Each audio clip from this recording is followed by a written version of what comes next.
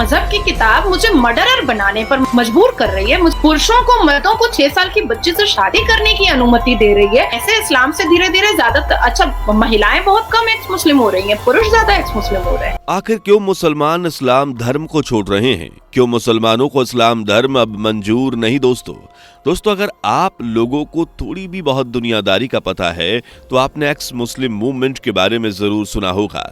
जब कई लोग बोलेंगे भला ये क्या है, तो दोस्तों ये एक ऐसा मूवमेंट है जिसमें पूर्व मुसलमान यानी कि जिन्होंने इस्लाम धर्म छोड़ दिया वो दुनिया भर में परंपरागत इस्लाम से दूरी बनाते हैं। इस मूवमेंट को एक्स मुस्लिम मूवमेंट कहा जाता है। पर सवाल यह आता है कि हमेशा अपने धर्म पर गर्व करने वाले मुसलमान इस तरह इस्लाम धर्म को क्यों छोड़ रहे हैं?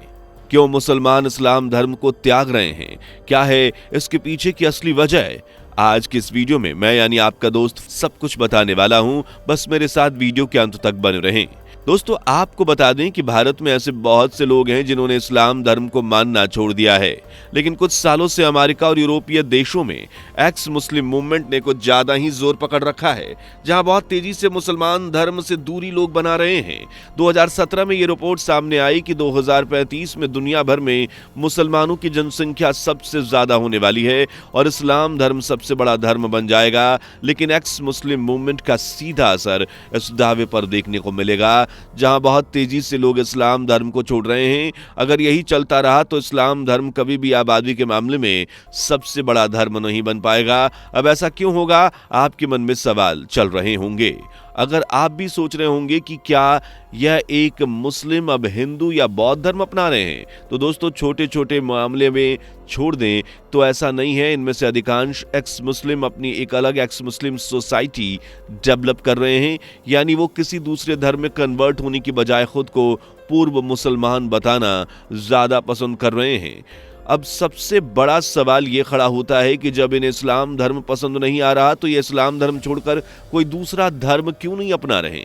क्यों खुद को पूर्व मुसलमान कहते हैं? तो दोस्तों ये जितने भी लोग इस्लाम धर्म को छोड़ रहे हैं, इन्हें इस्लाम से नहीं बल्कि इस धर्म के अंदर बनाए गए कुछ वसूलों से, कुछ रोक टोक और कुछ बहुत ही कट्टर विचारों से परेशानी है। दोस्तों मिसाल के तौर पर अगर हम बात करें तो केरल में रहने वाली साफिया जन्म से ही मुसलमान थीं, लेकिन अब उनको इस्लाम में विश्वास नहीं रहा। ये खुद को एक्स मुस्लिम कहती हैं। इतना ही नहीं, एक्स मुस्लिम ऑफ केरला संगठन की कर्ता धर्ता भी हैं। साफिया इसलिए सुर्खियों में आई क्योंकि इन्होंने सुप्रीम कोर्ट में एक याचिका दायर करी जिसमें साफिया ने अपने पिता की संपत्ति में भारतीय उत्तराधिकार अधिनियम 1925 के तहत हिस्सा मांगा है। साफिया की मांग है कि उनका उत्तराधिकार मुस्लिम पर्सनल लॉ एप्लीकेशन एक्ट 1937 से ना तय हो। साफिया का यह भी कहना है कि उनके पिता भी नॉन प्रैक्टिसिंग मुसलमान हैं, यानी कि वो भी इस्लाम धर्म को नहीं मानते, इसलिए उनका उत्तराधिकार भारतीय कानून के हिसाब से होना चाहिए। अब आपको बता दें कि साफिया की याचिका स्वीकार कर ली गई और सुनवाई की तारीख भी दे दी गई है। अब इन मामलों को जिन कड़ियों को सुलझाया जाना है वो ये है कि जो एक्स मुस्लिम हैं उन पर शरिया कानून लागू होगा या नहीं। एक्स मुस्लिम को सेकुलर लॉ का लाभ किस आधार पर मिलेगा? साफिया के केस में तो उनके पिता के दो ही वारिस हैं, एक तो साफिया और दूसरा उनका भाई जो कि बीमारी से ग्रसित है। बीमार भाई की जिम्मेदारियां भी साफिया के ऊपर ही हैं। ऐसे में एक मुसलमान होने के नाते साफिया का इन जिम्मेदारियों को संभाल पाना मुश्किल है। साफिया के इस्लाम धर्म के नियम कानून से दो बड़ी आपत्तियां हैं, जहां पहले तो मुस्लिम पर्सनल लॉ में बेटियों से गैर बराबरी और भेदभाव है, और दूसरी आपत्ति है कि मुस्लिम पिता चाहकर भी बेटियों को बराबर का हक नहीं दे सकते। इसलिए साफिया भारतीय कानून के हिसाब से चलना चाहती हैं। और दोस्तों ये कोई पहला मामला नहीं है, ऐसे कई सारे मामले अदालत में पहुंच रहे हैं और इसी दुविधा में पड़े रहते हैं कि मुस्लिम पर्सनल लॉ के होते हुए भी किसी मुस्लिम को भारतीय उत्तराधिकार कानून का लाभ दिया जाए। अब अगर मुस्लिम पर्सनल लॉ पर अमल करें तो साफिया के केस में अपने पिता की वसीयत में साफिया का भाई 66% का हिस्सेदार है, जबकि साफिया सिर्फ 33% की हकदार हैं। शरीयत कानून के मुताबिक बेटी का हिस्सा बेटे से आधा ही होगा। किसी कारणवश भाई के ना रहने पर उसका 66% भी साफिया को बिल्कुल भी नहीं मिलेगा। इस तरह की कंडीशन में पिता के रिश्तेदारों का इस 66% हिस्से पर हक होगा। यानी पिता चाहकर भी अपनी बेटी को अपनी संपत्ति की पूरी तरह से अधिकारी नहीं बना सकते। दोस्तों, इस पूरे मामले में साफिया कहती हैं कि यह भेदभाव मुस्लिम कानून में हर जगह है।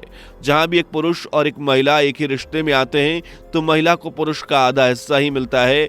माता पिता के रिश्ते में पिता को जितना मिलता है उसका आधा हिस्सा माँ को मिलता है, बेटी को बेटे से आधा हिस्सा मिलता है, पति का जितना हिस्सा मिलता है पत्नी को उससे आधा ही मिलता है। जब हम इस सेकुलर नजरिए से देखते हैं तो ये महिलाओं से सीधा सीधा भेदभाव है। साफिया यहाँ पर न केवल अपने हक की बात कर रही हैं बल्कि वो ये भी कह रही हैं कि मुस्लिम पर्सनल लॉ के हिसाब से ये महिलाओं के साथ जो भेदभाव है वो काफी सारी सिचुएशन में उन पर भारी पड़ जाता है। अब जैसे कि साफिया का ही केस ले लीजिए, जो अपने बीमार भाई की देखभाल करती हैं, उन्हें संभालती हैं, पिता का भी ख्याल रखती हैं, लेकिन वो पिता की संपत्ति की हकदार नहीं हो पा रही हैं और ये चीज पूरी तरह से गलत है। और दोस्तों, ये तो केवल एक मुद्दा है।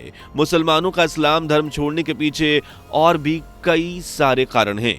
इनकी दिक्कत तो ये है कि देश में कई सारे ऐसे लोग भी हैं जो इस्लाम धर्म तो छोड़ चुके हैं लेकिन डर की वजह से इस बात को स्वीकार नहीं कर पा रहे, क्योंकि उन्हें पता है कि अगर वो ये बात खुले तौर पर स्वीकार करेंगे तो कट्टर मुसलमान उनकी जान तक ले सकते हैं।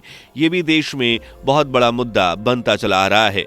जहां एक्स मुस्लिम खुद को खुले तौर पर इस्लाम से अलग बता रहे हैं, वहीं खुद को पूर्व मुसलमान कहने का हक सिर्फ उन्हीं लोगों के पास है जो अच्छी खासी सोसाइटी से आते हैं और पढ़े लिखे मुसलमान हैं। इस तरह के मुसलमान आपको विदेशों में ज्यादा देखने को मिलेंगे, वरना भारत में रहने वाले मुसलमान अगर खुद को खुले तौर पर गैर मुसलमान कहना शुरू कर दें तो अगले ही पल से उनके ऊपर खतरा मंडराने लग जाएगा।